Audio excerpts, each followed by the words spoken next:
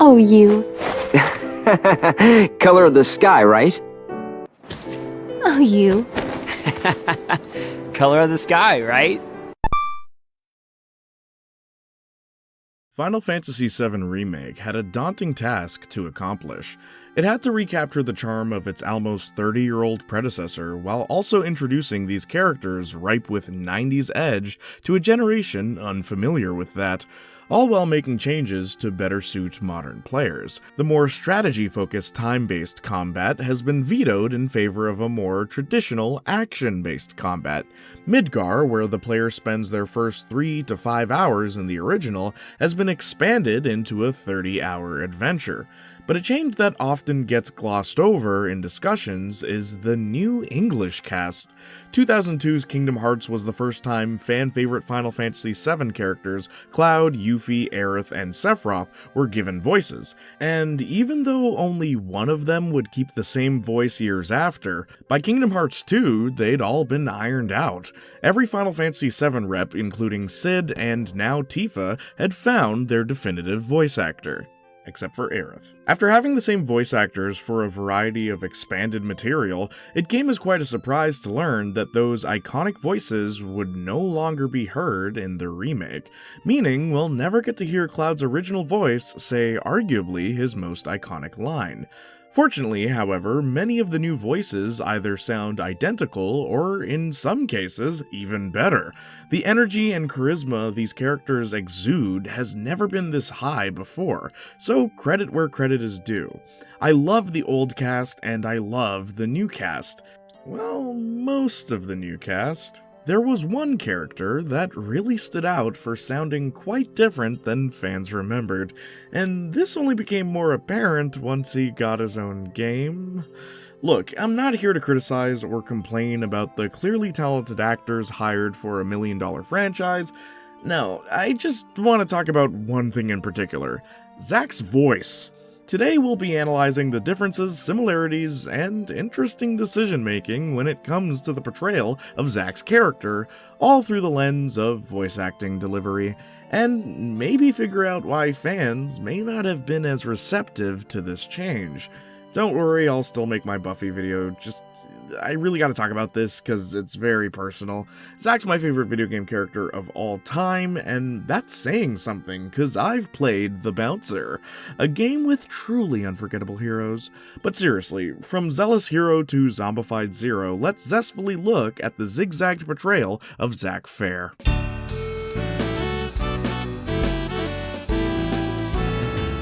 Jayniac. Despite making appearances in Kingdom Hearts, Ehrgeiz, and a multitude of Final Fantasy VII related media, Zack is only the protagonist of one game, Crisis Core Final Fantasy VII on the PSP.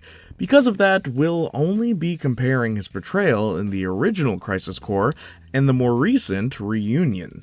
It's only fair. Speaking of which, it should be mentioned that at face value, a lot of these lines of dialogue are pretty, stilted. If one were to just read the lines as they're written, it'd become quite noticeable how strange some of them are.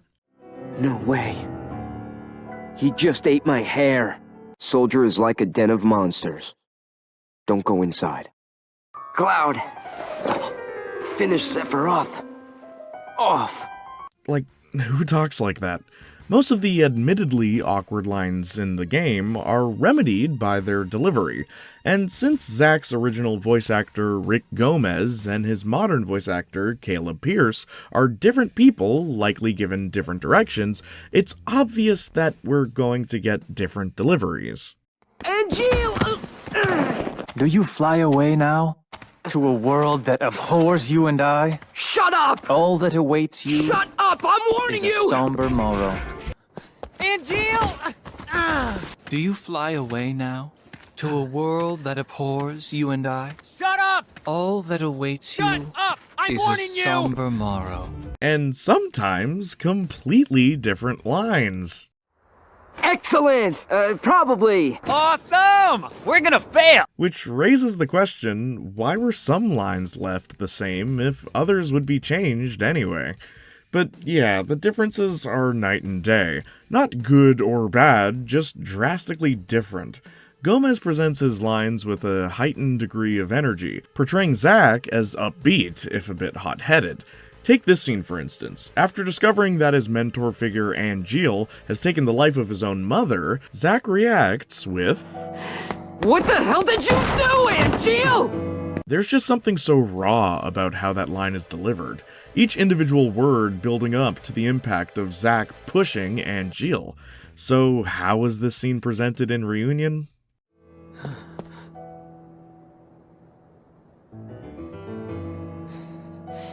What the hell did you do, Angeal? It's like a parent scolding their child for scribbling on the wall with erasable marker. All jokes aside, Pierce portrays Zack much more youthfully, which in some ways makes sense. At the beginning of the game, Zack is supposed to be 16 years old, so giving him a younger, maybe even a bit more naive and oblivious voice kind of works.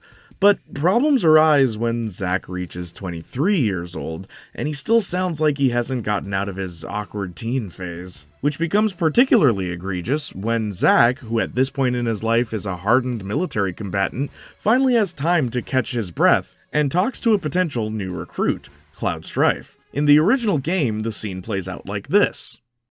By the way, do you know Tifa? Sort of. Talk to her? No. I'm sensing some issues here. Shouldn't you do something? Notice the difference between Zack and Cloud's voice? Zack's voice is heavier and more confident than Cloud's uncertain and boyish voice, which, again, makes sense. Ideally, you'd want the mentor-like character to sound stronger and more confident than their inexperienced apprentice. This was even shown to the players much earlier in the game with the interactions between Zack and his mentor, Angeal. I'll set the bomb inside the fortress. You'll charge the front gate and... And? Indulge yourself. You got it. That's what I do best. Now, compare that to how the scene plays out between Zack and Cloud in Reunion. By the way, do you know Tifa? Sort of. Talk to her? No. I'm sensing some issues here. Shouldn't you do something? They're both soft-spoken. They're both light on each word. They both sound young. It just doesn't fit. And I think that's why this new voice isn't resonating with people as well as the old one did. I played Crisis Core for the first time when I was 13 years old, and I hadn't quite figured myself out yet. Along comes Zack, an energetic, charismatic, flirtatious, and fun-loving character that despite all the hardships he faces in life, he keeps going. He keeps fighting to the bitter end, and he does it with all his emotions on his sleeve. All the friends he has and all the memories he's created with them, he basically weaponizes to make him more powerful than any adversary. And though he's open about how he feels in a given situation, he never shows weakness to anyone but his lover. At the time, I had never played a game that would challenge me every time I booted it up. Fighting Sephiroth was so stressful, I left teeth marks in my PSP. But anytime I felt like I couldn't beat something, anytime I felt like something was too difficult, anytime I wanted to give up and call it quits, I just thought of Zack. I heard his happy-go-lucky voice, and I just wanted to keep going. He wouldn't give up, so why should I?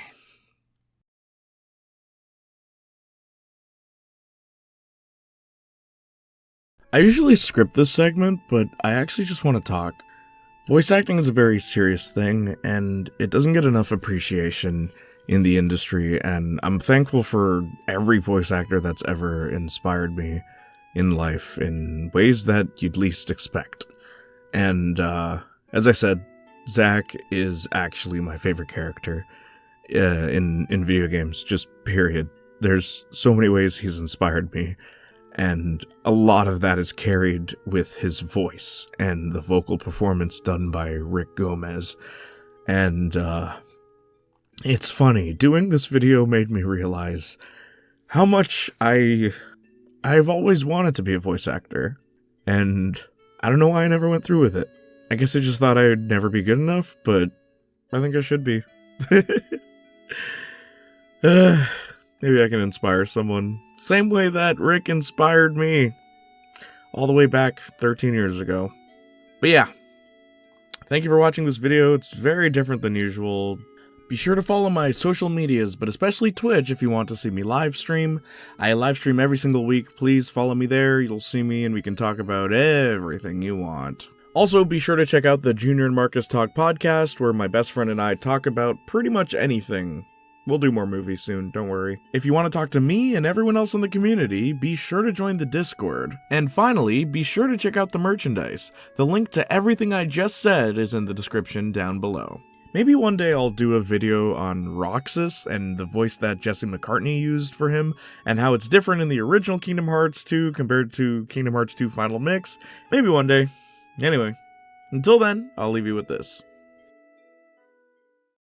Don't worry, big guy. Just keeping her warm for you.